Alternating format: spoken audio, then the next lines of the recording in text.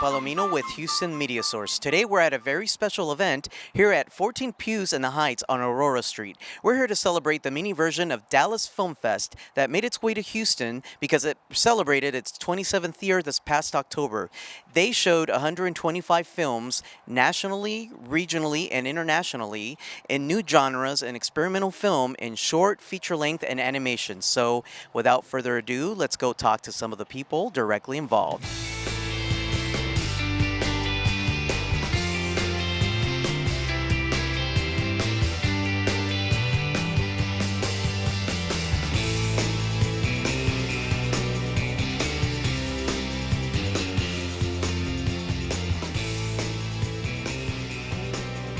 And I'm here at 14 Pews with Cassandra Thibodeau, who is also a local filmmaker here in Houston. And you recently helped put together the Dallas Film Fest. So tell us a little bit about that and how that came about. How that came about is John Alfonso was here, and I think it was a German film screening on a Wednesday night, and he had just come back from Dallas, and he said, you know, it would be cool bringing a Dallas Video Fest here. And I said, yeah, let's do it.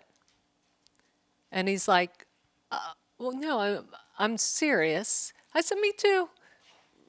And so then I said, I'll contact Bart. I contacted Bart because I just met Bart 5 months prior.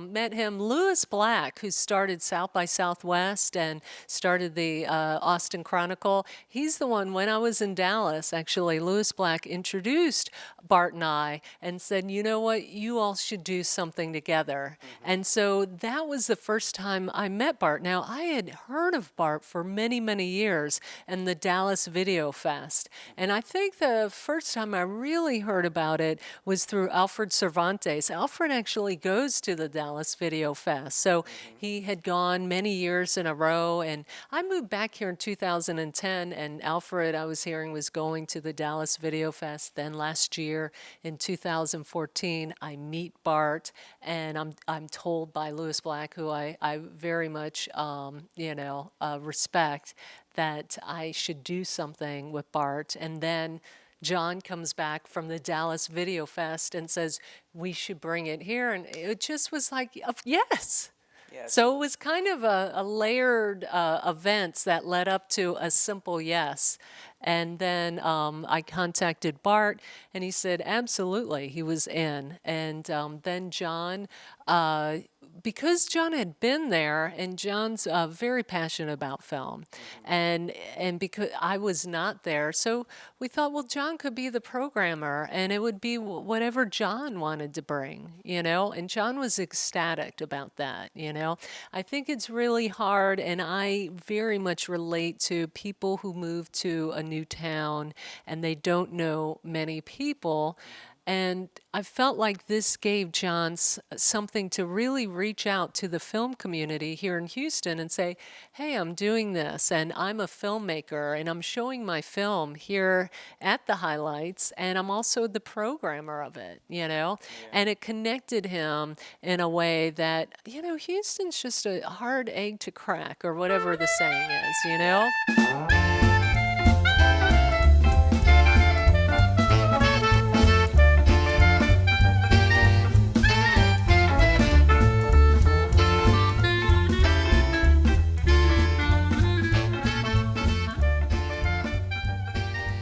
I'm here with the director of Arnold Travels, John Alfon, Correct. and he's also the programmer for the Dallas Film Festival here in Houston. Correct. And thank you very much for being here. Yes, it's the Dallas Video Festival, which just celebrated its 27th year.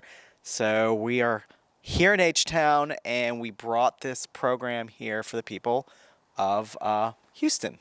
Excellent. So tell me about your film that was shown today. What can you tell me about the process and how you got started? Got it.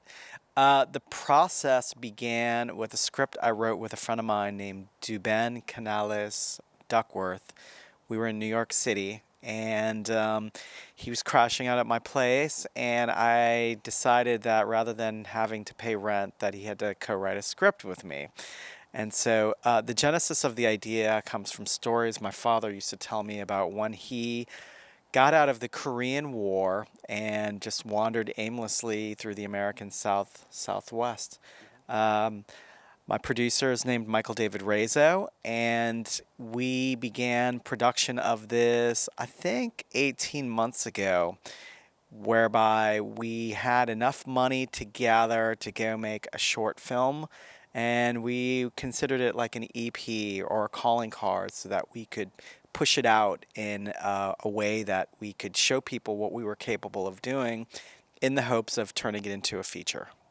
Right on. So everything brought you all the way from New Orleans to Houston. Well, it's a little bit more circuitous than that. Meandering might be a better word. We actually shot it in Shreveport, Louisiana, and it was actually part of the Louisiana Film Prize, which we entered. And we brought our cast and crew to that rendezvous point and knocked it out. Right on. So now that you have this film completed, what is next for you? Well, we want to take this short. It's approximately 13 minutes, and we want to turn it into a pilot for television. So the concept is now to take what we have and to continue the production process. So Michael is here from New Orleans, in Houston, and he's going to be staying with me. And I plan on getting into his head pretty deeply and seeing how we can take this to the next level.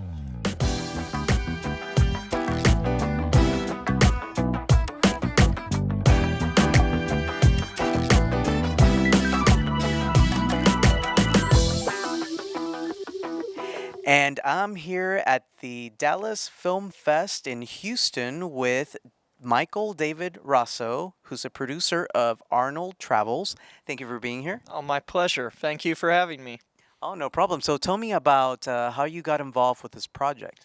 John and I met through a mutual friend, and we got on really well from the start. And you have those friends in your life that motivate you. And John really motivated me, and I did the same in turn. Excellent. And I think that's very important, having chemistry as just a crew and friends. So how did you first get involved with the casting for this project? The casting. The majority of the choices were John's.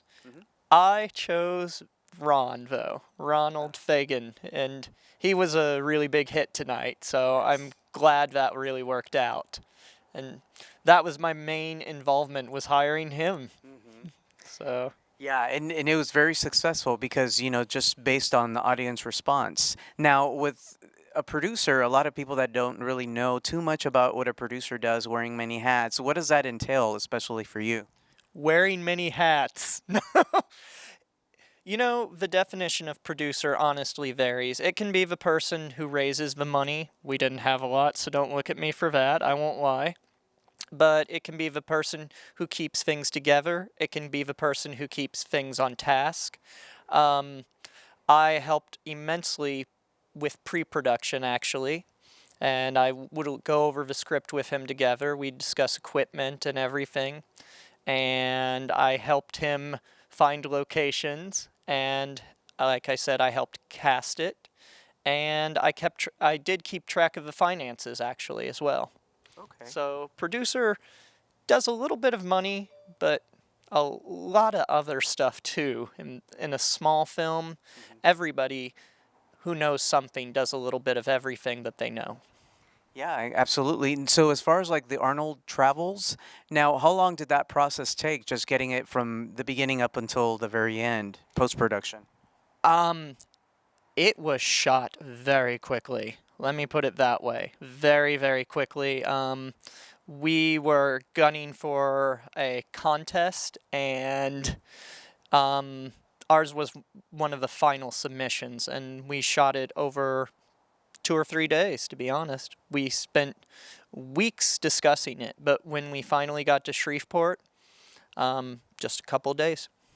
Okay, excellent. Now, John shared with us like what was ahead in the future. So, what lies ahead for you in the future? Is there more producing or more directing, or what is for you? Well, I'm probably going to continue to be involved with John's plan to either make it a feature or a TV series. But I have some projects of my own I'm working on. I'm going to be I finished up shooting a while back a mystery horror film, and that's going to be put together soon. I have plans to shoot a documentary. That's something I'm going to look for funding into, immense funding, because it's going to allow me and necessitate me to travel all over the United States, actually, and possibly farther. We were talking about that earlier. Lima, actually, for billboards. So, Yeah, okay. yeah. Right on. Okay, interesting. So, now as far as like the traveling is concerned, like, what piece of advice would you have for someone that wants to become a producer and they don't know how to get started? What would you tell them? Huh. I would say do it. That's what I would say. I would say if you want to start somewhere, start wherever you can. That's what I would say when I think about it, actually, is just start. You know, if you start as a PA, great. If you start as an extra, great. If you get to be a writer, great. Um, Anything, just start. And not enough people do that. They have these dreams and they don't do them because they're afraid. But, you know, one foot in front of the other, whatever that means. When I came to New Orleans, the first thing I did was extras work. Then, um, but I had a little background in gripping, actually. So I gripped there. And, you know, I've been a PA, I've been a grip, I've been a producer, I've been a lot of things.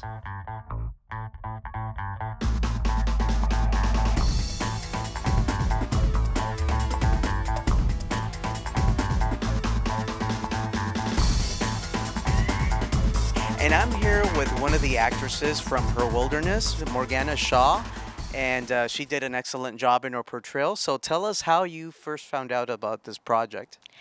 Interesting story.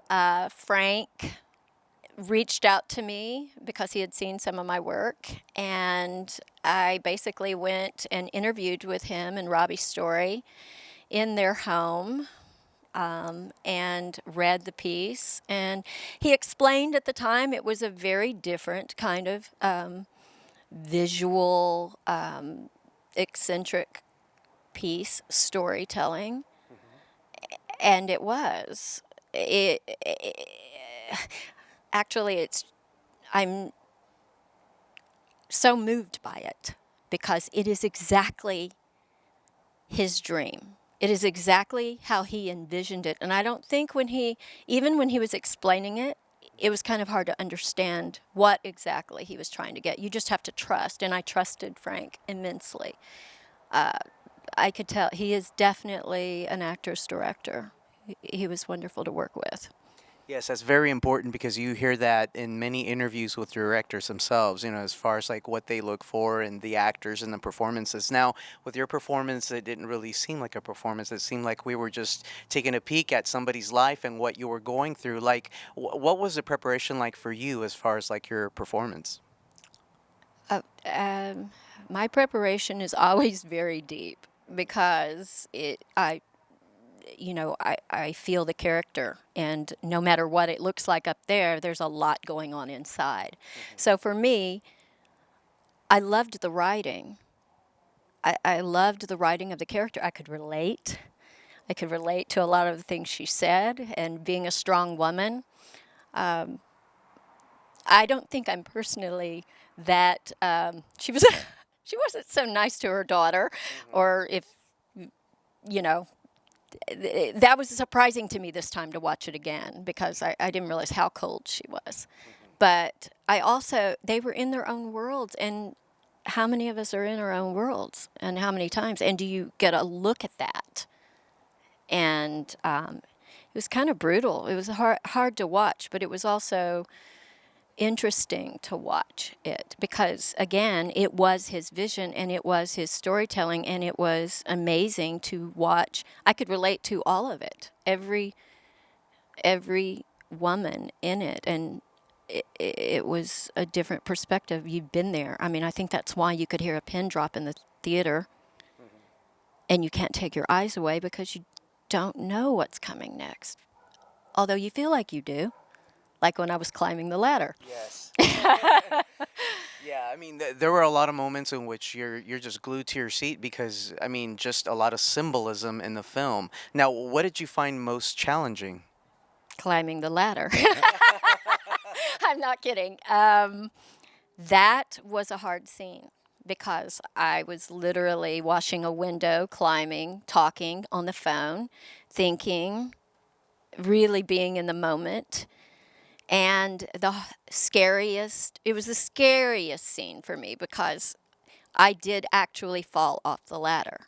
There were two men standing at the end of the ladder, and I had to do the trust exercise, and I completely fell back into their arms and screamed as if I fell to the ground. And it was terrifying, but I did it because don't tell me I can't and give me a challenge. Right. Well, you were very brave and brilliant in this film, so thank you very much for taking the time to talk to us today. You're very kind. Thank you very much. It was a thrill and an honor and a pleasure. And I love Frank Mosley. I'd work with him again in a second.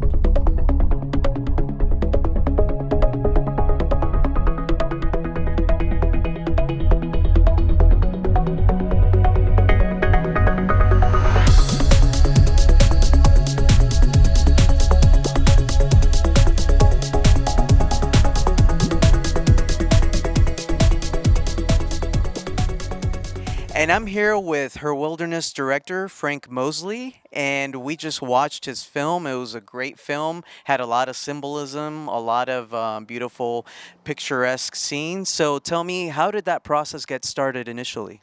It started off as a one-act play. Actually, initially, I wrote it as a play with 3 scenes, and then I decided that it was something I wanted to explore. I was really falling in love with a lot of video installations at the time, like Bill Viola and Hubbard Burkler, and some of their work, and straddling that line between something having a narrative and not having a narrative, and the kind of mystery that falls in the middle of that.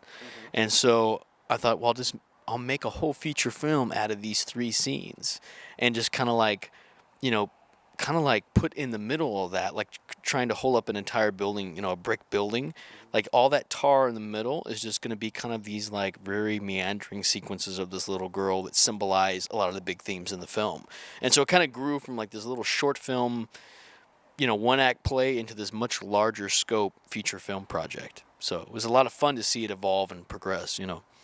Yeah, right on. So throughout the progression of the film, you see different actresses playing, these different ages, a little girl and then 2 women and then the husband, and how they're all going through, I guess, whatever it is they're going through mentally and physically. Now, how did you determine, as far as like casting, who you would bring into this project and how good they would be for these roles? Good. That's a great question. So the woman who's, I don't want to say stalking, but who's stalking the man in the film is one of my best friends from high school, actually. We did theater together, so I've known her since we were very young. She just moved to New York, and she was doing a lot of theater, but she was looking to do more film. And I was like, well, do you want to come back to Texas and do a film with your old friend Frank and, do something very special and intimate together? And she loved the script, thankfully. I was so happy she liked it, and we did that.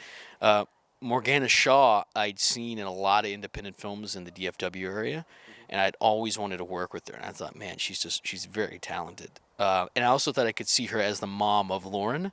So I was like, let's see if we can get her. Let's see if she'll respond to it. But at the same time, she was doing such big films that I was like, I don't know if she'll really go for it. But I thought maybe there's the part of her, there's the theater part of her that would go more into the experimental realm, that maybe she would dig it. And thankfully, she did. The guy, Jack Elliott's a very good friend of mine. We actually acted together in several films as co-stars. And then I was like, hey, you want to be in my film? He dug it. And then Crystal Pate, who played his wife, she was in a film that I had produced. We didn't know each other too well, but this film really gave us a chance to get to know each other. And then the little girl was our sound designer's beautiful daughter, who was just perfect, the perfect look for the film for a silent character, and I think she nailed it. So. Yeah, absolutely right on. And you mentioned in the Q&A as an actor that, acting is more your forte. Yeah. Now, as far as like getting this written and put together, how was that like? So for me, it was interesting coming to this film because I've made one feature film before this. I made a lot of shorts, but went to film school. But I made a feature film that was very linear, clear cut, to the point narrative film. It was a kind of a thriller. And I came off the film and I felt proud of it, but I also was like, I'm ready to just like do something that pushes the envelope and it doesn't feel so maybe traditional.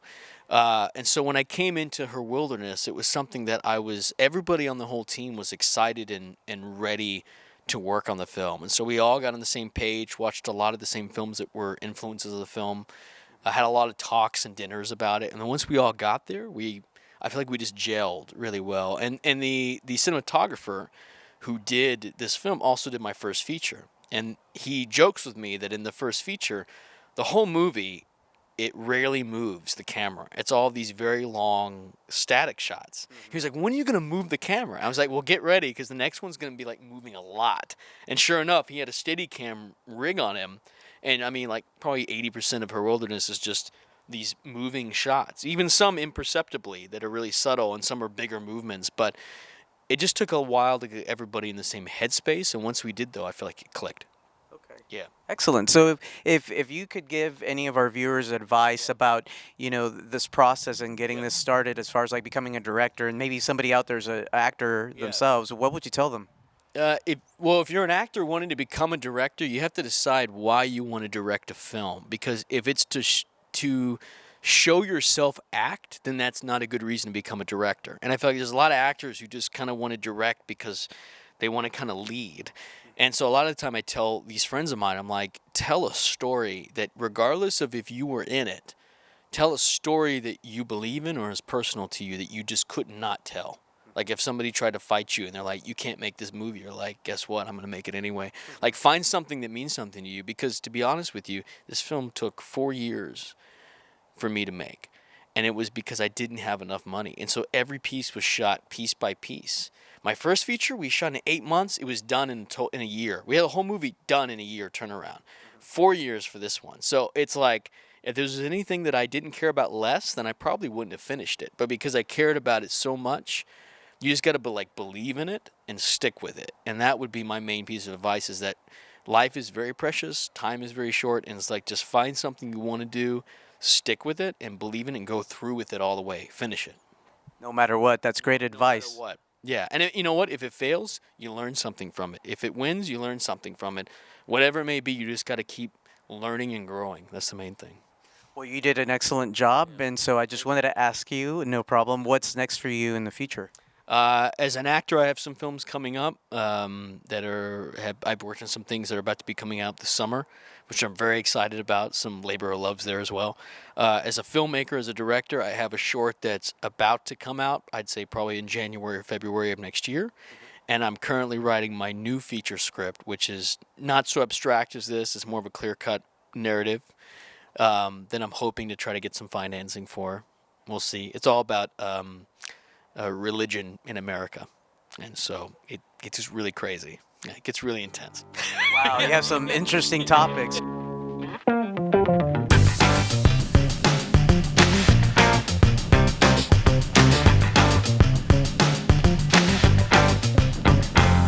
And I'm here with Bart Weiss, founder of Dallas Video Fest, making its way to Houston. Just wanted to say I'm very impressed by some of the films and shorts that we saw. So what can you tell us about its initial starting point? Well, we started in 1987. I had done a program at the museum before, and it was really kind of cool, and had a meeting about what should we do next. And I just said to somebody who worked there, said, well, let's do a festival, and it'll do it 4 days. And they said, okay, when do you want to do it?